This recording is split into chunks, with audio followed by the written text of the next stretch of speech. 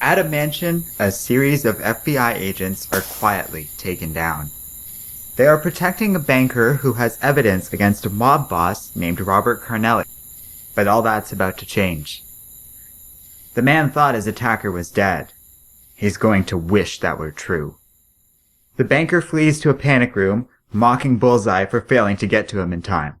He says that the mob will burn in hell for this. Bullseye finds that funny. His employer told him the exact same thing.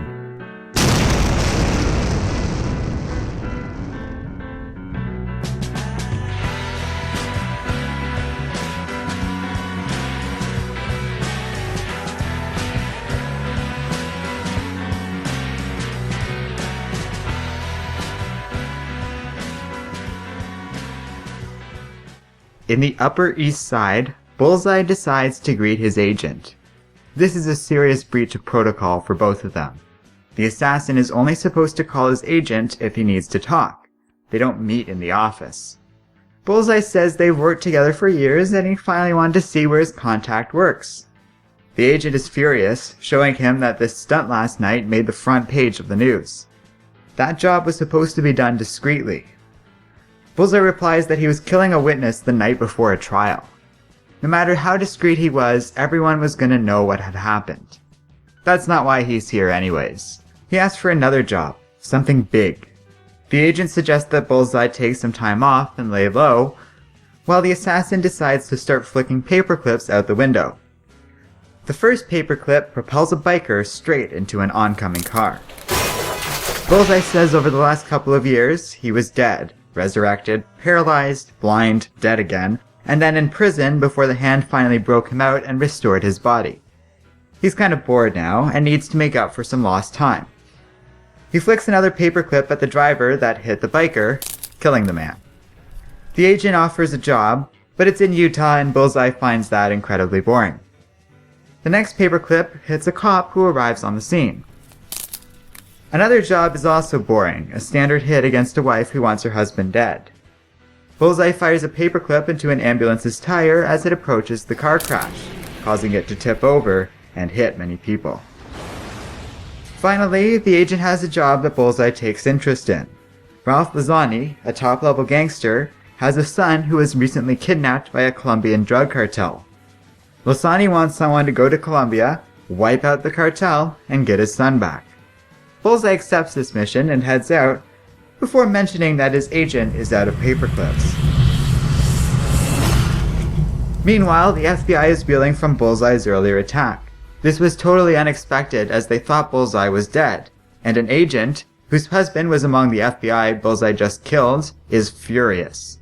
She demands that she be put on the case, only to find out there is no such case. S.H.I.E.L.D. took things over the second they found out Bullseye was involved.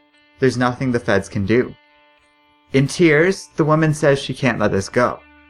So another sympathetic agent gives her an address, a lead they got before S.H.I.E.L.D. took over. He gives her some time off, given the recent loss of her spouse, and says he can't control what she does in her off time. The address takes her to Bullseye's agent. Mercilessly, she shoots him in the hand, demanding to know where Bullseye is. As he pleads for her not to do this, saying that Bullseye will kill him if he talks, the FBI agent explains that he's dead no matter what he does, so he can make this easy or hard. That night, Bullseye meets up with Lozani. The gangster tells him that a man named Teodor Zarko has kidnapped Lozani's son, Fabian. Zarko helms a cartel called the Black Knife, which supplied just about every criminal organization throughout the US. They have a far reach and are unpredictable. Zarko is a sadistic leader who takes pleasure in torture and is dangerous. Lozani begs Bullseye to take this mission seriously. Colombia is dangerous and he wants Fabian back in one piece.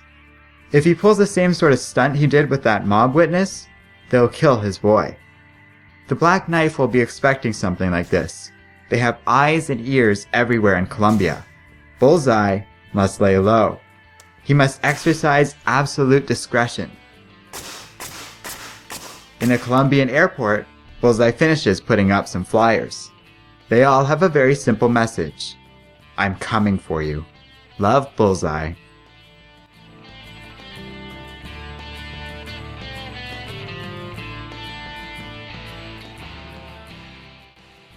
Hello and welcome to Comic Island. My name is Arden and this is my recap and review of Bullseye #1. So this week's Patreon bonus review had me pretty curious about what we were going to get. Bullseye's always been kind of a weird character to me, in part because I find the strength of this villain really depends on who is writing him. On the one end of the spectrum we have Colin Farrell in an airplane killing an old lady with a peanut. On the other end we have a terrifying villain with an actual body count who poses a real threat to street-level superheroes and is just a merciless, efficient killer who does it all with a twisted smile on his face. When properly handled, Bullseye is one of the best. When he's not, he's kinda gimmicky and boring. This comic starts and ends incredibly strong. I love how the mob boss yammers on about discretion and Bullseye's kinda like, yeah, no, sparking utter chaos in the airport, announcing himself to the entire country. This moment nicely depicts Bullseye's flair. He's got this cartel gunning for him, and he just broadcasts himself. The balls on this guy is just so awesome, and it's him at his very best.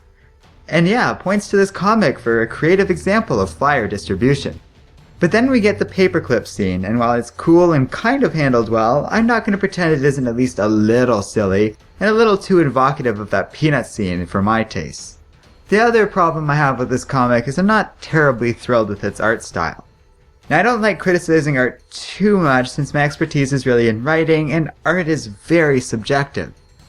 If you look at the art by Alec Morgan in the bonus story included in this issue, I find the art better fits the savage and brutal nature of Bullseye, and as such the beats for the bonus story registered with a little more oomph than the main story.